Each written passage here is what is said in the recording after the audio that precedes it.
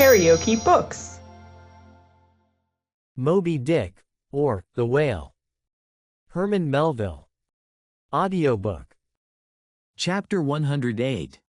Ahab and the Carpenter. The deck, first night watch. Carpenter standing before his vice bench, and by the light of 2 lanterns busily filing the ivory joist for the leg, which joist is firmly fixed in the vice. Slabs of ivory, leather straps, pads, screws, and various tools of all sorts lying about the bench. Forward, the red flame of the forge is seen, where the blacksmith is at work. Drat the file, and drat the bone. That is hard which should be soft, and that is soft which should be hard. So we go, who file old jaws and shin bones. Let's try another. Aye, now, this works better, sneezes. Halloa, this bone dust is, sneezes.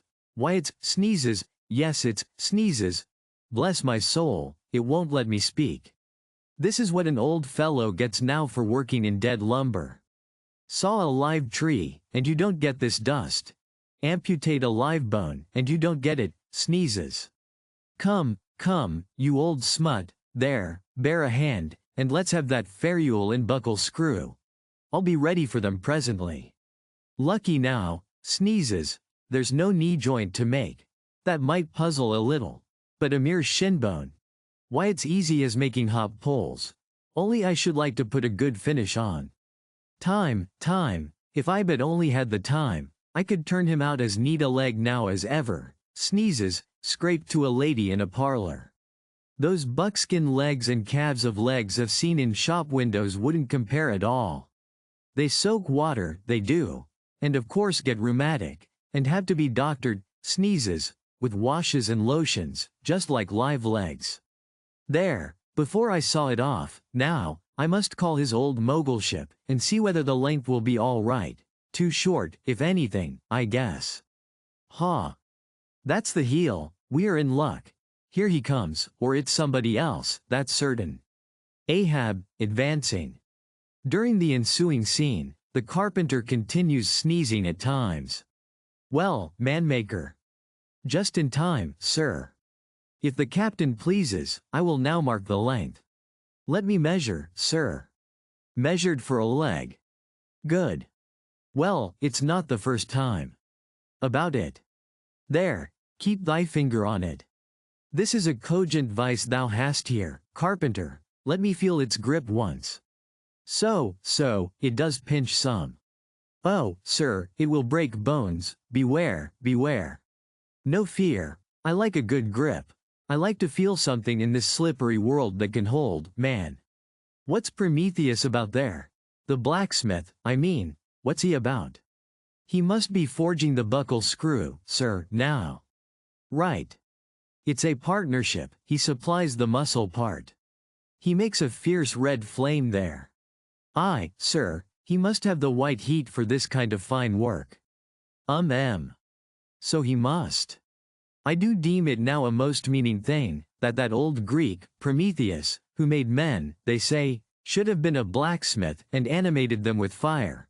For what's made in fire must properly belong to fire, and so hell's probable. How the soot flies. This must be the remainder the Greek made the Africans of.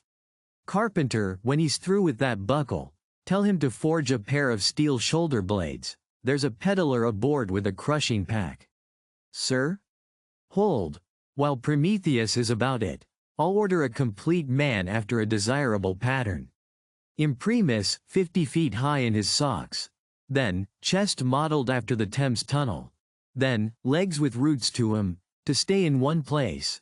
Then, arms 3 feet through the wrist. No heart at all, brass forehead, and about 1/4 of an acre of fine brains. And let me see.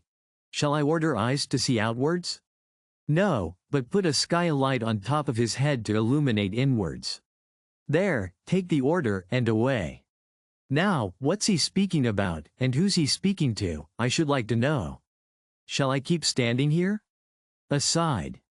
'Tis but indifferent architecture to make a blind dome, here's one. No, I must have a lantern. Ho, ho. That's it, hey? Here are two, sir, one will serve my turn. What art thou thrusting that thief-catcher into my face for, man? Thrusted light is worse than presented pistols. I thought, sir, that you spoke to Carpenter. Carpenter? Why but no, a very tidy, and, I may say, an extremely gentlemanlike sort of business thou art in here, Carpenter. Or wouldst thou rather work in clay? Sir, clay? Clay, sir? That's mud, we leave clay to ditchers, sir. The fellow's impious. What art thou sneezing about? Bone is rather dusty, sir. Take the hint, then, and when thou art dead, never bury thyself under living people's noses. Sir, oh? Ah, I guess so. Yes, oh, dear. Look ye, Carpenter, I dare say thou callest thyself a right good workmanlike workman, Well, then, will it speak thoroughly well for thy work, if, when I come to mount this leg thou mockest. I shall nevertheless feel another leg in the same identical place with it. That is, Carpenter, my old lost leg. The flesh and blood one, I mean. Canst thou not drive that old Adam away? Truly, sir, I begin to understand somewhat now. Yes, I have heard something curious on that score, sir. How that a dismasted man never entirely loses the feeling of his old spar, but it will be still pricking him at times. May I humbly ask if it be really so, sir? It is, man. Look, put thy live leg here in the place where mine once was. So, now, here is only one distinct leg to the eye, yet two to the soul. Where thou feelest tingling life, there, exactly there to a hair, do I. Is it a riddle? I should humbly call it a poser, sir. Hist, then. How dost thou know that some entire, living, thinking thing may not be invisibly and uninterpenetratingly standing precisely where thou now standest? Aye, and standing there in thy spite. In thy most solitary hours, then, dost thou not fear eavesdroppers? Hold, don't speak. And if I still feel the smart of my crushed leg, though it be now so long dissolved, then, why mayest not thou, Carpenter, feel the fiery pains of hell forever, and without a body? Ha! Good Lord!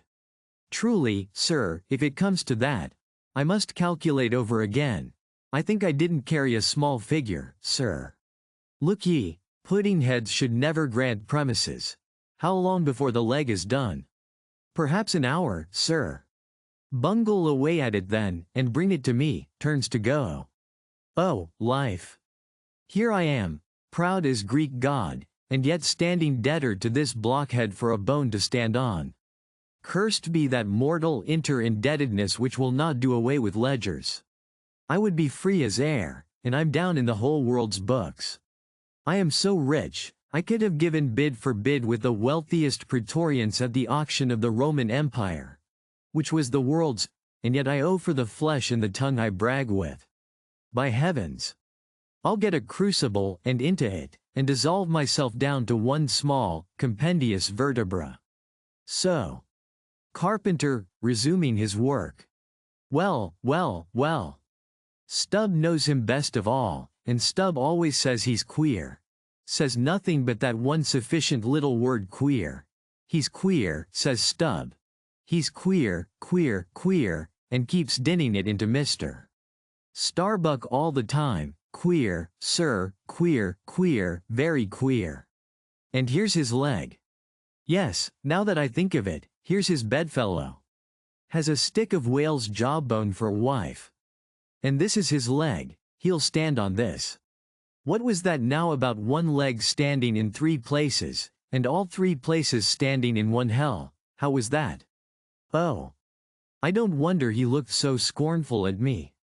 I'm a sort of strange-thoughted sometimes, they say, but that's only haphazard-like.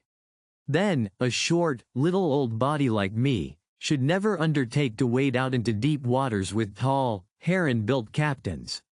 The water chucks you under the chin pretty quick, and there's a great cry for lifeboats. And here's the heron's leg. Long and slim, sure enough. Now, for most folks one pair of legs lasts a lifetime, And that must be because they use them mercifully, as a tender-hearted old lady uses her roly-poly old coach horses. But Ahab, oh, he's a hard driver. Look, driven one leg to death, and spavined the other for life, and now wears out bone legs by the cord. Halloa, there, you smut. Bear a hand there with those screws, and let's finish it before the resurrection fellow comes a-calling with his horn for all legs, true or false, as brewery men go round collecting old beer barrels, to fill him up again. What a leg this is! It looks like a real live leg, filed down to nothing but the core. He'll be standing on this tomorrow. He'll be taking altitudes on it. Halloa! I almost forgot the little oval slate, smoothed ivory, where he figures up the latitude. So, chisel, file, and sandpaper, now. If you liked what you heard, please subscribe to the channel.